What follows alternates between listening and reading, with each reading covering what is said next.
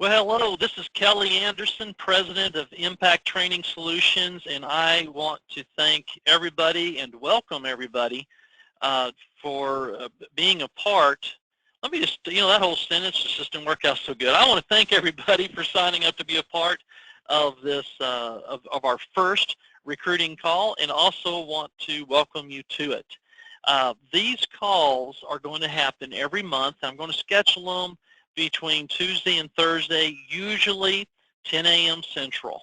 I feel like these are the most unbusy days in recruiting, and so that's where we're going to use those days. And folks, they're going to be for 30 minutes, which means where I'm going to have to get on topic, stay on topic, and get done. If we find that it's 30 minutes is just not enough, then we may expand. But I felt like people would feel like they could give up 30 minutes for a great right on topic phone call. And if you want more information, need me to go in deeper depth on something, then we can have conversations after the phone call on it, and or if we have to, worst case, we'll decide to go longer on the calls. But I think we're going to try for 30 minutes and go from there. So thank you again for being a part of this call, and this is our very first one, and we're going to start doing it every month. As a matter of fact, I'll go ahead and let you know right now, next month's call is going to take place on April the 21st at 10 a.m. The topic for next month's call is ordering criminal records without getting sued. I'm going to have guest speaker Derek Hinton, the president of Crim Apollo, on with us, and he is going to talk about EEOC and some of the changes that have taken place there. I still am finding a lot of fleets that are unaware about those changes, and folks, people are getting whacked with major fines as a result of it. I mean, you need to be aware of the green factors, need to be aware of what the individualized assessment is and those items. So Derek Hinton's going to be our speaker next month, and we'll cover those items. But I also want to take this opportunity to welcome Matt Lee from Ramsey MediaWorks to the call. Ramsey MediaWorks, and Matt, welcome. Hey, thank you, Kelly. One thing I do want to tell folks about Ramsey, Matt, before you get started, is Ramsey is a full-service advertising agency. They're based in Joplin, Missouri. I've had a relationship with Ramsey since my CFI days when Julie Ramsey was my advertising representative. And I've got to tell you, they live and breathe trucking. And they specialize in what I call direct advertising. Lots of people want to prove their value to you by burying you in leads. And what they understand and what I understand and what you understand is leads from the basically names and getting buried in applications from people that aren't interested in your company, frankly, is a waste of your time. Ramsey specializes in putting you on the pointed edge of the spear, right in front of the drivers that want you. So it's really direct advertising. You spend less money to get more hires, in my opinion. And I hope that if you are not happy, if you're not getting the drivers you need, and if you're not happy with the service you're getting on your current advertising mix and agency, I hope that you would give Matt and a team there at Ramsey MediaWorks a call. But I want to thank Ramsey for their sponsorship on this webinar. And with that, I'd like to introduce Matt Lee. Hey, thanks for that, Kelly. Today, I want to discuss briefly, I want to talk about short forms. And, some of you may call them lead forms or mini apps or inquiries. I would recommend that you refer to them as gold. A short form is simply a direct lead that's been generated from your landing page or your website. And they were actually originated in online sales. And in that context, they were normally called lead forms because the goal is to generate sales leads. And so I put this in the presentation today, and I'd like to show you, here's an example of a sales landing page for H. Bloom Flower Company. It offers a free flower design consultation in exchange for a person's contact information. So I do want to let you know that I'll send anybody a link to this particular site if you are interested indeed in that free flower design consultation after the presentation. But when a person provides their contact information, they're basically giving H. Bloom permission to continue talking and marketing directly to them. And so let's look at another example that's actually from our industry. This will look a little bit more familiar to us. When an applicant fills out this short form, they are very interested in your company, but they have some questions that are actually preventing them from filling out the full application. I mean, they may have a question about pay or route or benefits or some other info. And so if you're not using short forms on your landing page or website today, you are really missing out on a golden opportunity. And so now if you are using the short forms, which again I highly recommend, you need to create a plan to deal with these nuggets of gold. And so, you know, because I was telling Kelly this, that I read an article recently that said if you respond to an inquiry or short form within the first 5 minutes of receiving it, you are 900% more likely to hire that applicant. And so I actually have clients that I work with that we've developed a system where we can follow up on that lead when it comes in. The actual recruiter who's responsible makes contact within that first 5 minutes and have found sometimes, actually many times, that the applicant is still on their website or landing page. And so they're able to answer that simple question, move them into the full application, and start the hiring process. And so, yes, short forms work, but only if you work them properly. And I'd be more than happy to answer, you know, any additional questions that you might have regarding short forms or any advertising questions that you might have. And again, thanks for letting us be a part of this call today. And with that, I'll turn it over to you, Kelly. Well, Matt, not yet. We've got a question from one of the attendees, and they said we utilize some internet-based advertising, but we don't have landing pages.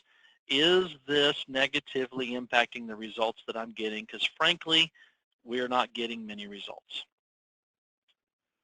You know, absolutely. More and more companies are going to driver-specific landing pages because drivers have more and more opportunities to talk to many, many, many companies. Let's just face it, it's a very competitive market that we live in. And so we always recommend, and yes, you will get the best results if you do have a driver-specific landing page that spells out the benefits, the qualifications, and even more importantly, going back, the benefits of why I should choose your company over all of the others that I have visited in the past. And so definitely a landing page would be a top priority in my opinion. Related to that, Matt, just got another question. I guess your talking points are really generating a lot of buzz here. Another question is, we have a landing page, but it doesn't have the short form on it. Is that a mistake? Absolutely. You know, drivers today, when they have a question, for whatever reason, we're finding that more and more they're going to these short applications. And I guess it's because they're on mobile devices. Most of the web traffic that we see coming into landing pages are definitely on mobile today. And so it's easy for them to be able to say, hey, yes, I'm interested in your company, and I have some questions, and so please have somebody follow up with me. And that's where that short form captures that information. And we find that the companies that use the short forms win and receive far better results from their landing page than those that don't. Wow. I was ready for you to say that, because that's what we've seen that in our tracking. The number one thing that the drivers fill out is the short form. Secondly, they make phone calls, and thirdly, they'll fill out the full-blown application. But I find that typically they're filling out the full application because they were sent there by a recruiter to do so. So, Matt, Yeah. Thank you so much. And I neglected to mention this earlier. In every one of these phone calls, we're going to have what we call a Ramsey Minute. And frankly, it's probably about Ramsey 5 minutes. And Matt has committed to bringing these nuggets of power, nuggets of gold, whatever you want to say, but these advertising nuggets to us to be part of the phone call as well. And thank you so much, Matt, for that and for what you shared today. And like Matt said, if you have any questions, they're more than happy to visit with you about it and take this conversation to the next level. And on this slide, you see Matt's email address and his phone number. So moving forward in the presentation here, why is retention important today, folks? And by the way, we've got 30 minutes, so I'm going to hit some of these things pretty fast and from a high level, but it certainly is thought-provoking and fact-based.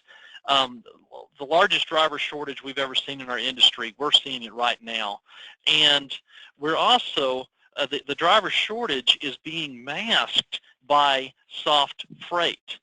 And so lots of folks have been saying, hey, my trucks are full or near full, and frankly, those couple I got empty, I need them to be empty because we don't have as much freight. Well, we've seen a few reports come out here recently where freight is coming back. And I can tell you in the last 2 weeks, my phone has started to explode from people saying, I've got empty trucks and I need them full. So the shortage has been masked by soft freight. As soon as this freight continues to come back, a little stronger, I think you're going to see an absolute increase in people saying, I need drivers and I can't find them. And so there you have that. The other reason why retention is so important is high turnover equals higher operating cost. And we as recruiters have said for years, man, if we can just keep the drivers we've got, we don't have to replace them. I can tell you, folks, in all the years that I've been in trucking, I've never heard such a buzz about retention as I'm hearing in the industry today, and that's a wonderful thing. So let's get to the next slide. How can recruiting improve retention? And this very first point may seem rudimentary to you, but it is not. Recruiting, recruit who you want, not just who wants you. And folks, I get hired by companies to go through their orientation undercover as a truck driver. We call it undercover trucker. And one of these days, I hope to have my own TV show. And here's what's interesting. I'll call a recruiter. Hey, I want to use hiring drivers. Yeah, we sure are. So they interrogate me. How long have you been driving? 15 years. How many, tickets do you have? Any accidents, criminal record? Well, you know what? If everything you're telling me is true, then we've got blah, blah, blah. And then the phone call ends with, well, if you're interested, fill out our application. Okay, I'll do that. And so I go online and I fill out their application. I've been with the same company driving for the last 18 years. I was with CFI for 10 years before that, Coast Guard before that. No tickets, no accidents, no criminal record, and no violations on my PSP report. And folks, only twice in the last 18 years have I had a recruiter call me. Every other time, it's me who calls the recruiter and says, hey, I'm checking on my application that I sent in 2 weeks ago. And, we talked about, I wanted to be in orientation next Monday. Wonder where you're at. And it's then that the recruiter goes through their database, finds my application, and starts working on it. Why? Because they were busy working all these other applications from the drivers who were pestering them to get hired. As a result, when you have people, frankly, of the quality that I just described, would you all agree, Usually they don't have to wait for a job, and they're not begging for a job. We are the type of people that fleets are looking for. And I can tell you, a few years ago, I was speaking at the American Trucking Association, and I saw in the audience America's Road Team, and one of the road team captains worked for Jevic. So you're talking about a road team, America's Road Team captain, millions of miles accident-free, long-term employee of a company that went out of business. And I asked him to stand up and explain his recruiting experience. And he said exactly what I just told you. Most people acted like they didn't care, treated them like a second-class citizen, and never even found out about, that frankly millions of miles accident-free. And when they did hear it, they said, well, if everything you're telling me is true. And in the end, he'd fill out an application and never hear back from them. It was finally the recruiter that called him that he accepted the job with. Folks, I see that over and over again. So that is a major point when we start targeting who we want to hire, not just whom wants to be hired. And then, so how do you treat them? And, for instance, I put, how do you treat drivers when they're in the office? One time a fleet hired me to drive around to their different terminals and apply for a job. And folks, most of the time when I walked into the office, they were sitting, I had to stand because there was nowhere for me to sit, and they sat there and interrogated me in front of everybody else that was in the room. And they wondered why, when they asked drivers about their criminal history or other issues, the guys lied. Well, they're lying because they don't want to admit it in front of God and everybody, and frankly shouldn't be asked to either. So you can read those other couple of bullet points, and you get what I'm saying. This is a relationship situation. Bullhorn did a study of 32,000 new employees and asked them, what did you know about the company you went to work for when you went to work for them? And the number one answer was, I knew, and I felt like I knew and trusted the recruiter. They really didn't know much about the company, but they knew that they trusted the recruiter, and they made the decision to go to work for the company. So how can orientation, and talking about my undercover, how can orientation improve retention? And talking about my undercover experience, here's one for you. I was sitting in a class. There was 35 people in this class. Myself and 7 or 6 other guys passed the road test, which most people did not. The majority of the class had a backing accident during the road test. Myself and 6 others passed the road test on the first go-around, and their physical and everything.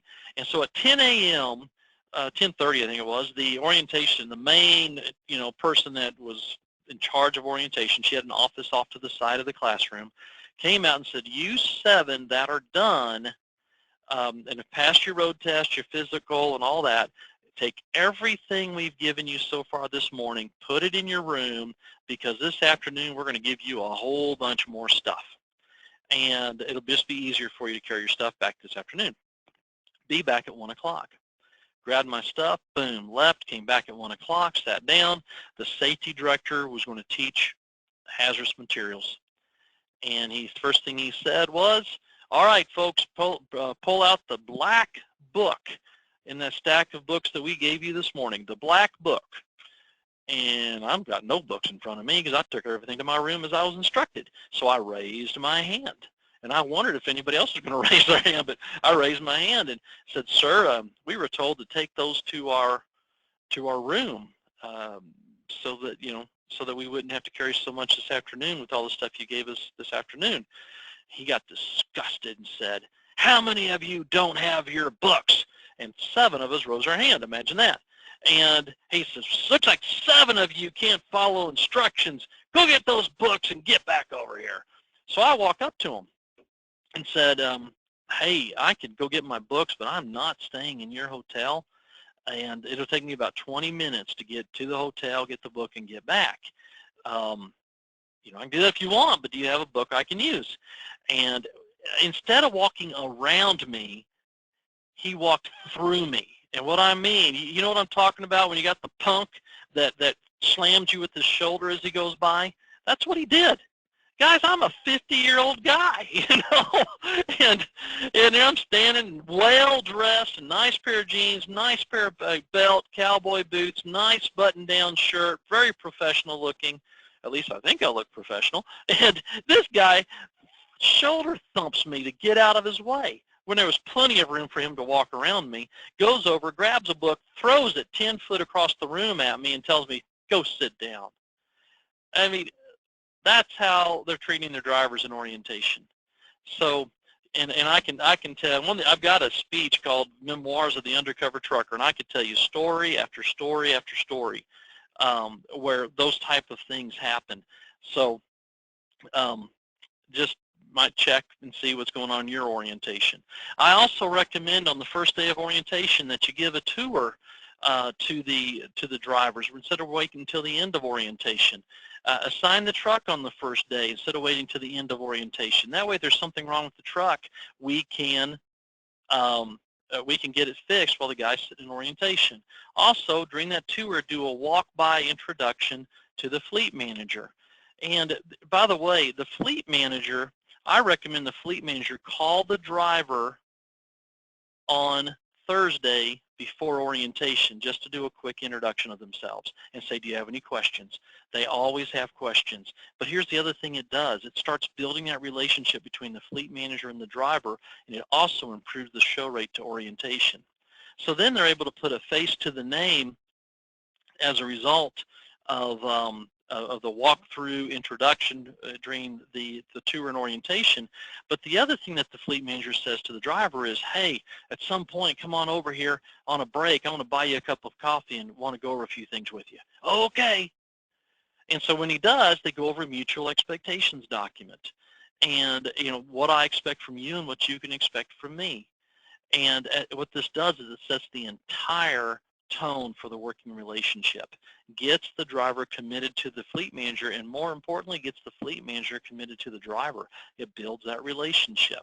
The other thing fleet managers ought to do is contact their drivers in the first 30 days and be responsible for their fleet. When you think about it, the problem we've made in trucking is we turned dispatchers into fleet managers. Well, we changed the title, but did we really give them the training they need to be managers, wherein they take responsibility for the productivity, the turnover, the communication, the safety, the customer service? You can just go on and on. Fleet managers have more direct report employees than any other manager in the company. The problem is most are not empowered and are not trained to know how to be a good manager. Another real powerful point for reducing turnover is showing specific and genuine appreciation to one driver per day that did something wonderful yesterday. You've got to say thanks in the heat of the moment, but you want to rock their world, you want it to mean something, call them tomorrow and say, hey, I really appreciate what you did yesterday. They will remember that thanks, and they will do things to earn that thanks again. That's how you get people to walk the extra mile for you. This is our last slide on this presentation, and this gets down to specific strategic touch points. This is one of the things I talk about in my driver retention seminars. And what I have found is about 75% of turnover happens in the first 90 days of employment. And I have found that if you contact the drivers at those strategic touch points, 14, 30, 60, 90, or something like that, contact them at those strategic touch points, that you are able to proactively identify drivers with problems. Now, here's something I've recently figured out, because some fleets try to do this themselves, and they're still having issue with turnover. So what I have found out is if you use a third party, because what's happened is several that have tried it themselves are now having Impact do it. And as a result of us doing it, now we're seeing their turnover rate come down. Drivers seem to be more willing to tell us things that they won't tell a direct office employee. Secondly, I find that our completion rate is higher because we try 3 times in order to get hold of the person, and so it's very effective. Something that we do when we do new driver surveys, 14, 30, and 60, 90 days or something like that, depending on the client's needs. We also do current driver surveys. I should have put those on here. Here's what's interesting. Most every time we end up escalating 30% of the fleet with issues. About 5% of that group are critical, meaning they are on the way back with their truck to quit. And our fleet, our companies are able to save them as a result of us proactively identifying the issue and them being able to address it. Something that we do when we are talking to a driver, we escalate immediately. We escalate them to somebody that can handle their issue immediately if we identify an issue. Secondly, we tell you who said what. We tell you immediately, but we also tell you in our reports. Some other providers don't do that, and I don't get that. You know, what good does it do to do a survey if you don't know who said what? And so if you're interested, we also do exit surveys. Doing that 30 days after employment is the best way to find out the true reason that the driver quit, and we're able to proactively go after them for rehire. If you're interested, Impact can help you with that. If you want to try it yourself, I've outlined it here, and you can try it. But I can tell you, we find that people have better results when a third party does the calls. Folks, you know, we're trying to keep these calls down to 30 minutes, and I think we are right at that moment. And if you have any questions over any of the things that I've talked about here, feel free to send me an email or give me a call. I want to reach out and tell Matt, again, thank you for your part in this call. I look forward to having you on every one of our calls, but I especially want to thank you for your sponsorship on this call. And with that, the call is over, and look forward to seeing you guys and everybody that's on the call this time and many more on next call. Thank you.